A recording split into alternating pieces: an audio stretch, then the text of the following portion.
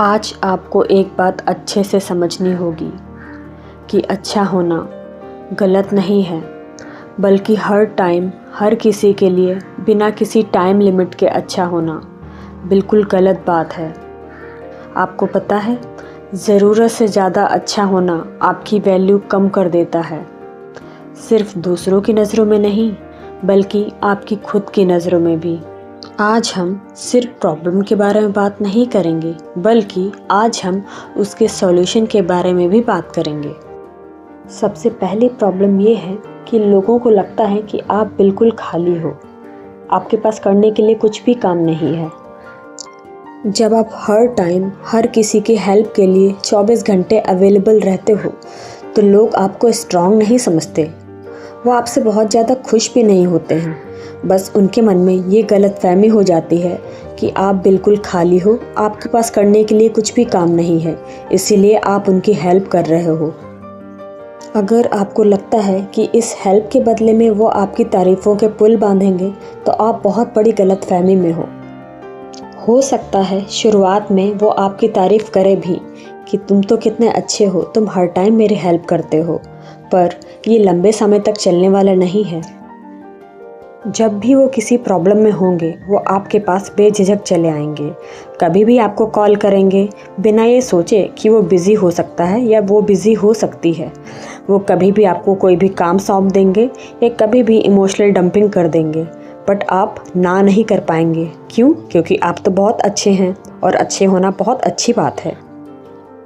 और धीरे धीरे उनकी यही आदत बढ़ने लगती है और वो आपको हर दिन यूज़ करते हैं और आप मना नहीं कर पाते हैं। अगर आपको लगता है कि आप भी ऐसी सेम सिचुएशन में हो कि आप अपने आप को फंसा हुआ महसूस करते हो, तो मैं आपको इस प्रॉब्लम का सॉल्यूशन बताती हूँ। अगर अगली बार वो इंसान फिर से आपकी हेल्प मांगे, तो आपको तुरंत हाँ नहीं बोलनी है। आपको कुछ सेकंड का पॉज लेना है, उसके बाद अपना जवाब देना है। अगर आप फ्री हैं तो आप उसे हाँ बोल दीजिए अगर आप उसका काम कर सकते हैं, बट अगर आपके खुद के ही ढेर सारे काम पेंडिंग हैं तो आप उसे पोलाइटली ना बोल दीजिए, या तो आप ये कह दीजिए कि मैं आपका काम कल कर दूंगा। आप उसे कल पर टाल दीजिए। और आपको पता है, आप जैसे ही ना बोलेंगे, सामने वाले को बहुत ही ज़ोर का झटका लगेगा कि अरे, इसने मुझे आज ना कैसे बोल दिया। और ये ना कोई साधारण ना नहीं है, ये वही ना है जो आपकी बाउंड्री सेट करता है। और अगली बार जब वो इंसान आपके पास आएगा ना, तो कम से कम आने से पहले 10 बार ज़रूर सोचेगा कि कहीं वो बिज़ी तो नहीं होगा या कहीं वो बिज़ी तो नहीं होगी। अब बात करेंगे दूसरी प्रॉब्लम के बारे में। आप जब हद से ज़्यादा अच्छे होते हो, तो लोग आपको सीरियसली लेना बंद कर देते हैं। और पता है लोग आपको सीरियसली क्यों नहीं लेते? क्योंकि आप बोलते हो चलेगा। हर बात पर आप बोलते हो ये भी चलेगा, वो भी चलेगा, मतलब आप हर बात पर एग्री करते हो। तो सामने वाले को आप ऐसा मैसेज देते हो कि आप हर बात में एग्री कर रहे हैं और आपकी खुद की कोई ओपिनियन है ही नहीं। लोग आपकी सॉफ्टनेस और काइंडनेस को आपकी वीकनेस समझने लगते हैं। ऐसे लोगों को एक चीज़ क्लियर पता होती है कि वो चाहे गॉसिप करें या किसी के बारे में बुरा बोलें या किसी की बेवजह तारीफ़ करें, बट उन्हें पता होता है कि आप तो बस उनकी हाँ में हाँ मिलाएंगे, क्योंकि आपकी खुद की कोई ओपिनियन तो है ही नहीं। अच्छा, आप एक बात सच सच बताइएगा कि क्या आपको बुरा नहीं लगता, कि अंदर से आवाज़ नहीं आती कि आपके सामने अगर कोई किसी की बेवजह तारीफ़ करता है या बेवजह की बुराई करता है, तो आपको ऐसा नहीं लगता कि नहीं, ये गलत है, ये ऐसा नहीं होना चाहिए? मुझे पता है कि आपको बुरा लगता है और अंदर से आवाज़ भी आती है, लेकिन आप हर बार उस आवाज़ को दबा देते हैं। बस आप यही सबसे बड़ी गलती करते हैं। इसका सॉल्यूशन सिर्फ यही है कि अगली बार आपको अगर किसी की बात पसंद नहीं आती है, तो आप उससे क्लियर बोलिए, पोलाइट वे में, नहीं, मैं इस बात से एग्री नहीं करता हूँ या मैं डिसएग्री करती हूँ।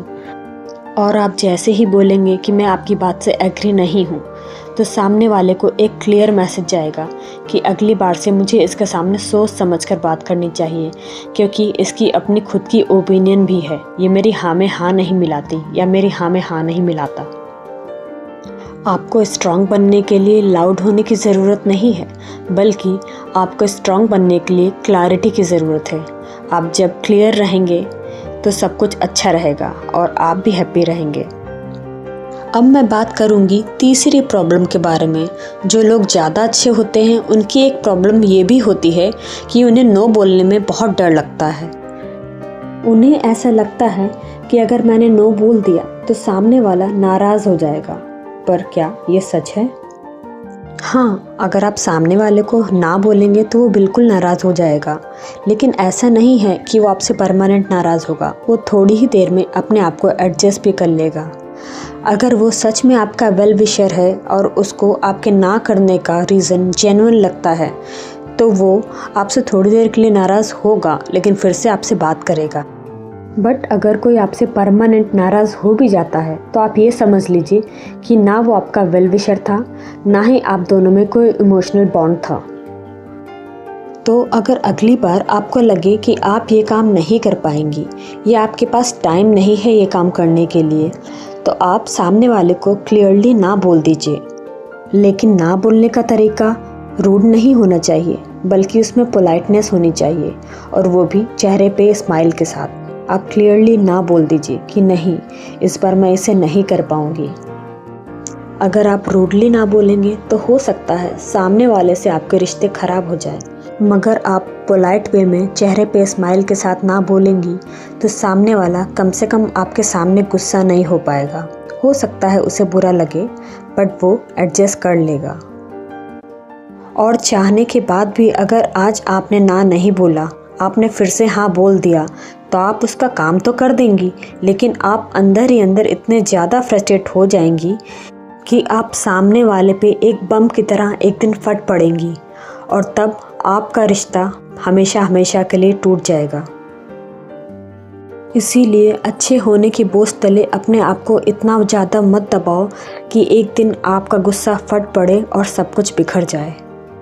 अच्छा होना गलत नहीं है, लेकिन इतने भी अच्छे मत बनो कि आपको लोग कुछ भी ना समझें।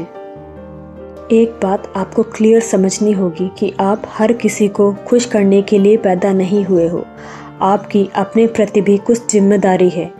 आप अपने आप को भी खुश रखना शुरू करिए, और जब आप अपने आप को खुश रखेंगे तभी आप सही तरीके से स्ट्रांग बन पाएंगे।